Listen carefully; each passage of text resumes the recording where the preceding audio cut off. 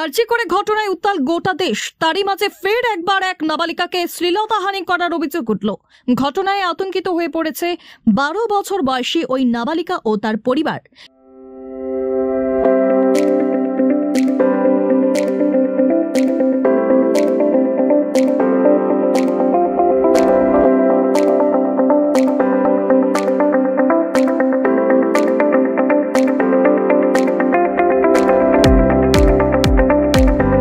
ইতিমধ্যে ঘটনা নিয়ে বিধাননগর থানায় লিখিত অভিযোগ দায়ের করা হয়। জানা যায়, নাবালিকার মা বাবা চা বাগানের কর্মী। প্রতিদিনের মতো এদিনও তারা নাবালিকাকে বাড়ি রেখে কাজে যান। অভিযোগ, সেই নাবালিকাকে ঘরে একা পেয়ে পাশের গ্রামের 35 বছর বয়সী এক যুবক তার বাড়িতে ঢুকে তার সঙ্গে দুষ্কর্ম করার চেষ্টা করে। এরপরই চিৎকার চেঁচামেচি শুরু করলে তার মুখ চিপে ধরে ওই যুবক। চিৎকার শুনে প্রতিবেশীরা ছুটে এলে যুবক পালিয়ে যায়। এই ঘটনায় রীতিমতো আতঙ্কিত হয়ে পড়ে সেই নাবালিকা। পরবর্তীতে নাবালিকার পরিবারের লোকেরা ফাঁসি দেওয়া থানার অন্তর্গত বিধাননগর থানায় ঘটনায় লিখিত অভিযোগ দায়ের করা হয়। অভিযোগের ভিত্তিতে পলাতক যুবকের খোঁজ শুরু করেছে পুলিশ। চা বাগানে গেছিল আমরা কাজ করতে, কাজ করার লোক নিয়ে যায় স্কুল। আমরা বাড়িতে ছেড়ে যাই ওকে, আর অনেক জোর।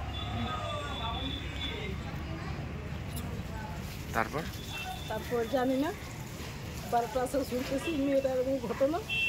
তাই আমরা একটা নোটিফিকেশন দিলাম থানায়, আমাদের কিছু সাহায্য করো, যেন আমরা শাস্তি দেই। ওরা যেন আরো না বাড়ে, এরকম আমার মেয়ের মতো অন্যজনকে যদি না করে, তাই আমরা শাস্তি দিতে চাই ওকে।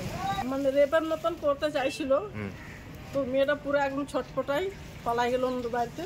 অন্য বাড়িতে যাই বলতেছে কি ঠাকুমা আমাকে বাঁচাও। তো মেয়েটা অন্য বাড়িতে পালাই গেল, ছেলেটা পালাই গেল, ধরতে পারলাম না ওকে। 12টার সময় আসলাম, কী করে ওকে ধরবো? ওকে আমার শাস্তি দেবো।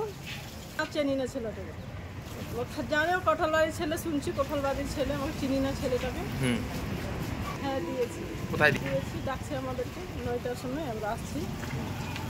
তো স্যার এখন নাই, কোথায় গেছে আসলে। তো কাজে গিয়েছিলাম তো তখন কাজ থেকে 12টায় প্রত্যেকদিন আমি মানে খাওয়া দাওয়া করতে আসি। তখন আমার দাদার মেয়ে আছে, আমার বাড়িতেই থাকে। তো ওই দিন সেদিন খুব জ্বর, কালকে কি 3 তারিখ ছিল, 2 তারিখ ছিল না? হ্যাঁ 2 তারিখ।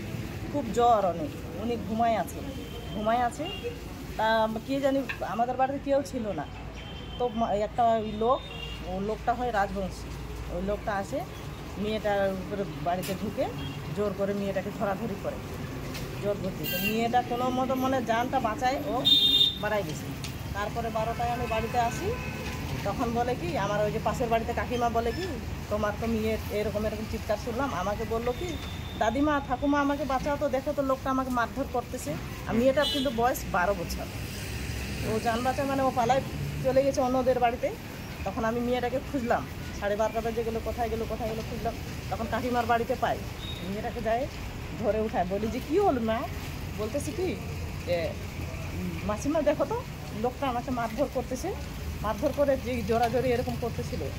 আমাকে খুব ভয় লাগছে, খুব ভয়ে মেয়েটা কান্না করতেছে। যে বিধাননগর থানায় এসেছি, কালকে ডায়েরিটা দেওয়া হয়েছে, আজকে আসি রিসিপ্টটা নিতে।